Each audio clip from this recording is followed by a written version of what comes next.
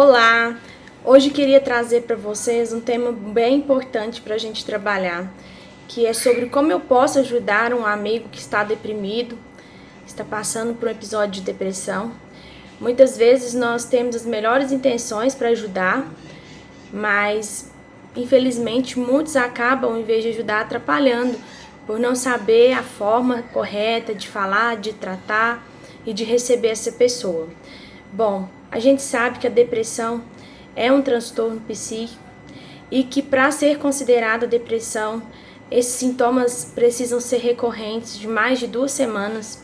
Então, se você tem notado, tem observado algum parente, algum amigo com esses sintomas, ou até mesmo você, fique atenta.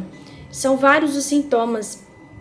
Muitas vezes a depressão ela pode vir acompanhada de outras comorbidades também, mas a maioria dos sintomas, os mais comuns, são a insônia, a pessoa não consegue dormir à noite ou fica o dia todo na cama, não tem coragem de sair da cama e dorme demais, a hipersônia, ou perde totalmente o apetite, ou sente muita fome, então tem aí uma perda, um aumento de peso. Então, dentre vários outros sintomas, queria destacar esses, que são os mais comuns. Um ponto importante para nós iniciarmos essas dicas é falando a diferença da tristeza para a depressão. Todos nós, em algum momento da nossa vida, vamos nos sentir tristes, porque como eu sempre falo, a tristeza é uma das emoções primárias do ser humano e ela é normal, É normal ficarmos tristes, termos episódios de tristeza. Não podemos ficar na tristeza toda a vida, porque aí nós já vamos ter a depressão. Mas a tristeza ela tem uma função reguladora no nosso organismo, Nos faz parar, refletir o que está causando, o que está gerando essa tristeza, para nos fazer reagir e mudar a nossa posição, a nossa postura. Então, por exemplo, uma pessoa que acabou de terminar um relacionamento de anos, uma pessoa que acabou de perder um ente querido, é normal a pessoa estar triste. Somos seres humanos, somos vulneráveis, então a gente já tem que tomar esse cuidado, já de ir logo intitulando, tá com depressão. Então, primeiro ponto, respeite a dor de cada um, respeite o que a pessoa está sentindo, o que a pessoa está passando, a singularidade das pessoas. Não tem como medir o sofrimento ou comparar o sofrimento das pessoas. Somos únicos, Muitas vezes você vai tentar ajudar um colega e acaba falando, mas você já viu fulano? Fulano está numa situação muito mais difícil, você viu o que está acontecendo com ele? Ele sim tem razões de estar deprimido. Você tem tudo, Você tem uma casa, você tem um casamento. Existem pessoas muito piores que você. E não existe nada mais invalidante do que dizer isso para uma pessoa que está deprimida. Não faça isso com ninguém. Porque muitas vezes, quando a pessoa está com depressão, ela não precisa de um grande motivo catastrófico. E muitas vezes ela nem consegue identificar o porquê ela está assim. Por que está tão triste? E não cabe a nós julgarmos, mas acolher essa pessoa. E se a gente não sabe o que dizer, vamos ficar do lado, fazer silêncio e só demonstrando apoio, nós já estaremos fazendo um grande efeito, uma grande ajuda para essa pessoa. Mas não desqualifique, não invalide a dor do outro. Você está exagerando, você está se vitimizando, porque isso não ajuda em nada. Não compare, então, os sofrimentos. A dor de cabeça que você sente é diferente da dor do outro. Não tem como colocar tudo numa caixinha. Então, cuidado com esse tipo de comentário. A segunda dica que eu quero trazer é a ativação comportamental. Coisas que antes a pessoa ela tinha vontade de fazer, ela fazia atividades que ela tinha prazer, como até um simples autocuidado, de higiene, de tomar um banho. E hoje ela está num estado, às vezes, tão delicado que ela não sente mais vontade. E a visão do deprimido é uma visão muito negativa e muito autocrítica do mundo, dos outros e consigo mesmo. Então, olhar para as pessoas e só ver as coisas negativas, né? E esse olhar aí como se o mundo tivesse todo preto e branco, nada mais tem sentido. E a pessoa às vezes acaba brincando, né? Nossa, mas você nem tomou banho hoje, nossa, mas, né, levanta daí. Esse tipo de comentário também não ajuda.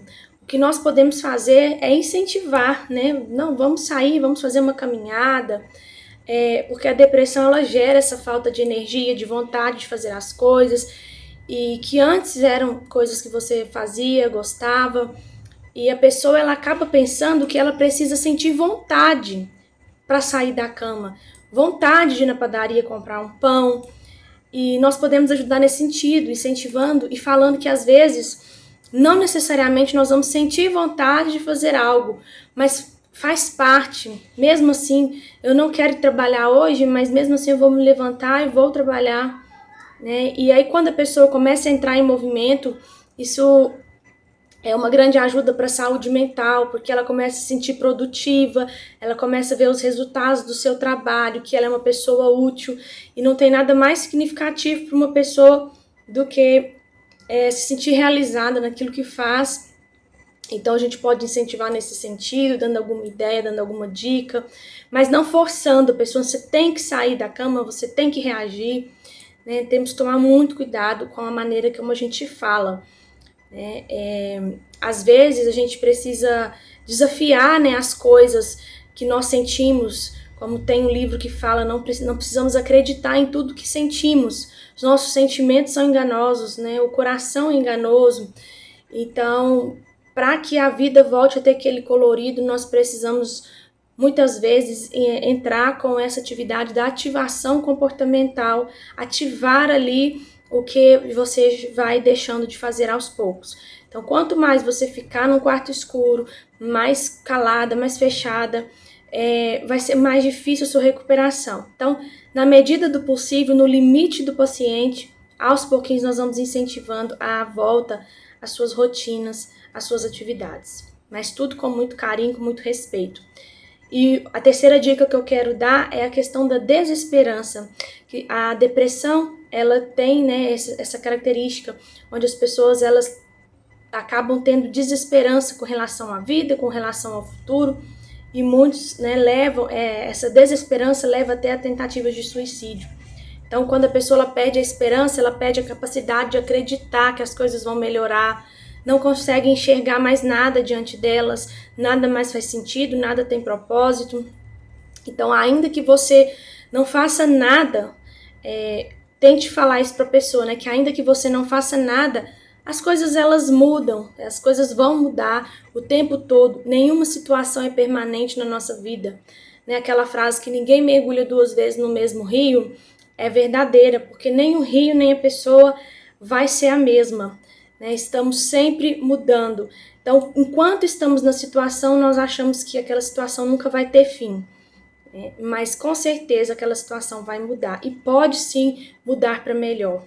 E se não mudar para melhor, nós vamos ir para o enfrentamento dessa situação, uma nova maneira de enxergar, de ver a vida, e nós temos condições, mecanismos em nós mesmos, né, na nossa mente, para nos adaptar, para nos desenvolver, para criar novos contextos, para que a gente consiga então viver, né, uma vida mais abundante, mais plena, mais leve e mais equilibrada, e não apenas sobreviver. Então, espero ter ajudado vocês aí com essas dicas.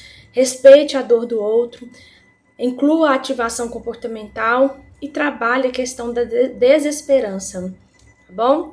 Fiquem com Deus, um forte abraço.